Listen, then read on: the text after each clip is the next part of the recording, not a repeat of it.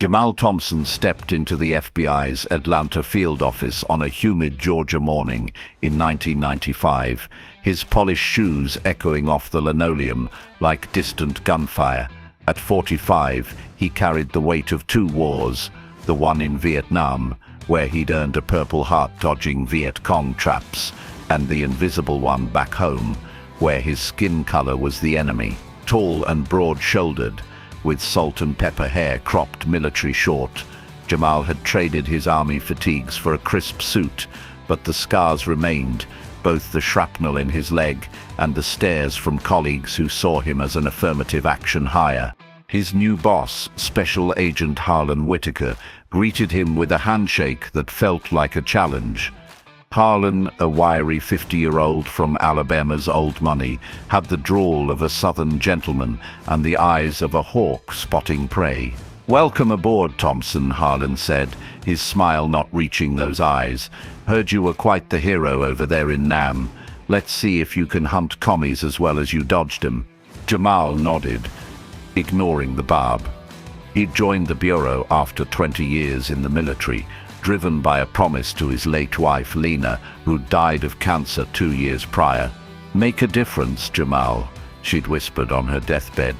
"For our boy Marcus, their son now 18 and eyeing college, was Jamal's anchor."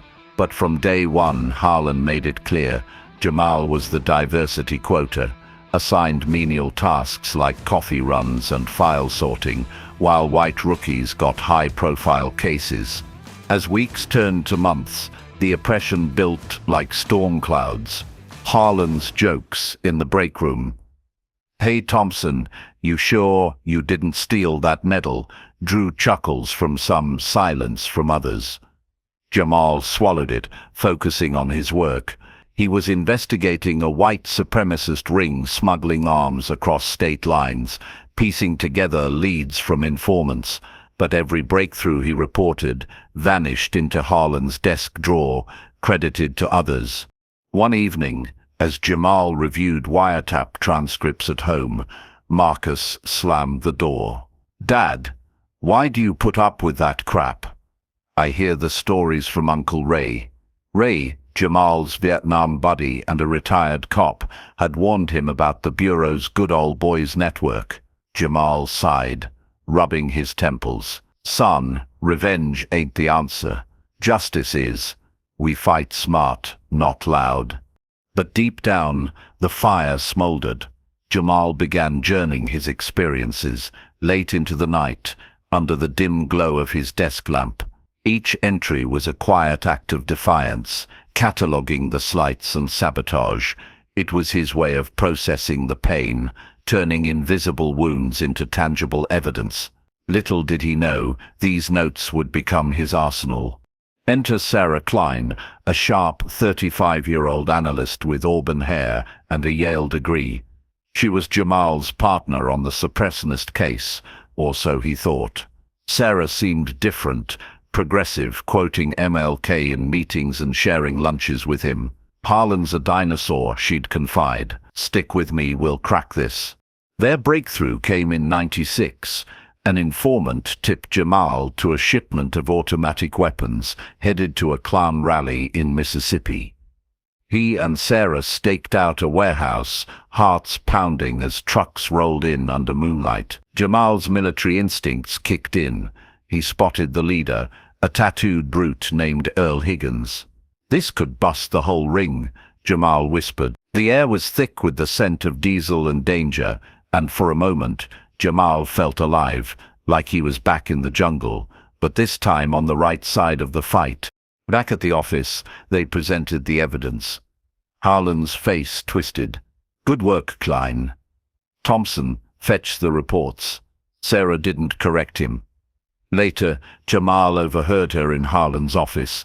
"Sir, I handled the stakeout." Thompson was just back up. Betrayal hit like a gut punch. Sarah, eyeing promotion, had sold him out to curry favor with the racist old guard. The case went to trial without Jamal's name attached.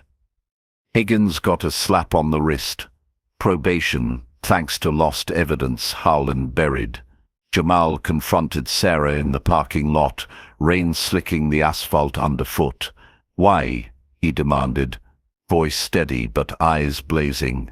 She shrugged, avoiding his gaze, her umbrella trembling slightly. "It's a white man's world, Jamal. I gotta play the game. You wouldn't understand. I've got student loans, a mortgage, one wrong move, and I'm out." That night, alone with a bottle of bourbon, Jamal wept for the first time since Lena's funeral. The amber liquid burned his throat, mirroring the fire in his chest. Marcus found him, wrapping an arm around his shoulders. "Dad, fight back, for Mom." They talked until dawn, Marcus sharing his own brushes with racism at school, being followed in stores overlooked for scholarships.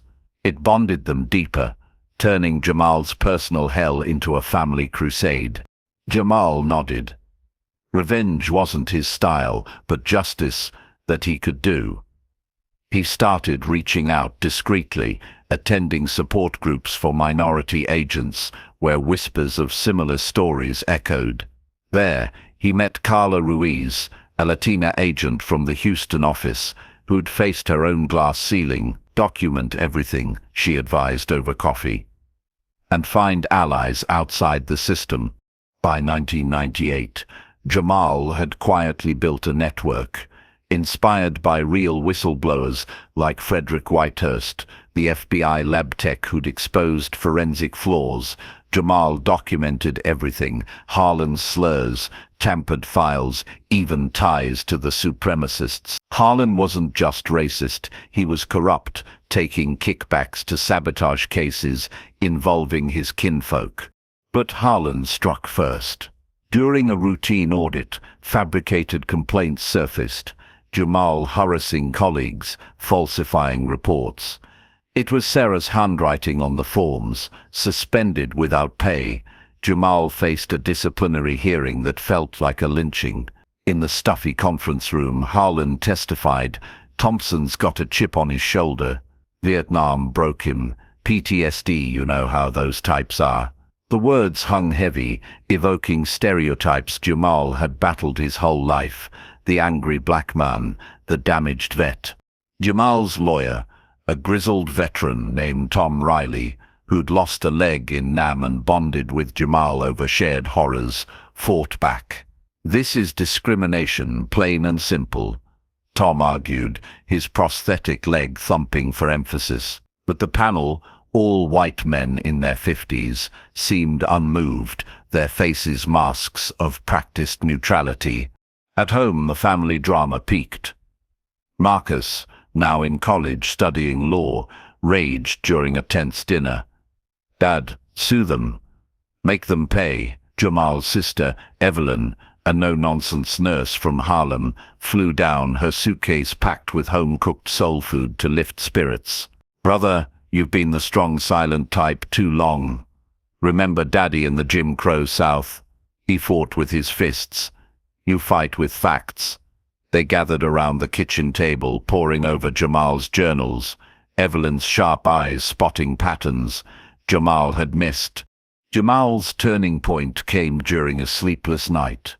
Flashing back to Vietnam, crawling through jungles, betrayed by faulty intel that cost buddies lives, he realized silence was complicity. He dug deeper. Hacking wasn't his game, but old army contacts led to a leaked memo. Harlan had ties to a CIA Black Ops fund, funneling money to supremacists for domestic stability experiments, echoing real COINTELPRO scandals. With Carla's help, Jamal connected with a journalist from the Washington Post, feeding anonymous tips. The risk was high. One wrong move could end his career, or worse. But as he mailed the first envelope from a distant post office, a sense of liberation washed over him, like shedding a heavy rucksack after a long march. The hearing turned courtroom drama when Jamal took the stand. At 48, he stood tall, voice steady like a sergeant's command. "I've served this country with honor," he began, recounting Vietnam horrors, the mud, the screams, the racism from his own platoon. I came home to more of the same. Agent Whitaker called me boy, buried my work, let criminals walk because they looked like him. Gasps rippled. Tom entered the memo as evidence. Sarah, subpoenaed, cracked under cross-examination. I did it for the promotion, she admitted, tears streaming, her once confident demeanor crumbling like wet paper. Harlan promised, but I see now it was wrong. I'm sorry, Jamal. Her apology hung in the air, a fragile bridge, but Jamal nodded, offering a glimmer of forgiveness amid the storm. Harlan exploded. Lies. He's playing the race card. But the tide turned. An anonymous tip from Ray, Jamal's loyal vet friend, brought FBI brass from D.C. They investigated, uncovering Harlan's web. He was arrested for corruption, his racist rants recorded on hidden tapes. Jamal had planted legally through Tom. As Harlan was led away in cuffs, he shot Jamal a venomous glare. You'll regret this, boy. In the aftermath, Jamal was reinstated with back pay and a promotion. The supremacist ring crumbled. Higgins got 20 years. Sarah resigned in shame, her betrayal a cautionary tale, but she reached out months later in a handwritten letter. You've shown me what real integrity looks like. I'm volunteering at a civil rights clinic now. It was a small redemption, adding layers to her character, from opportunist to reformed ally. Yet, the heart-warming core was personal. Marcus graduated law school, inspired to fight injustice.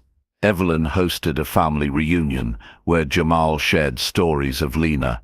She'd be proud, he told Marcus, hugging him tight under the Georgia stars. The gathering turned emotional, with toasts to resilience and old photos evoking laughter through tears. Harlan, stripped of pension, faced his own trial. Jamal visited him in jail, not for gloating, but closure.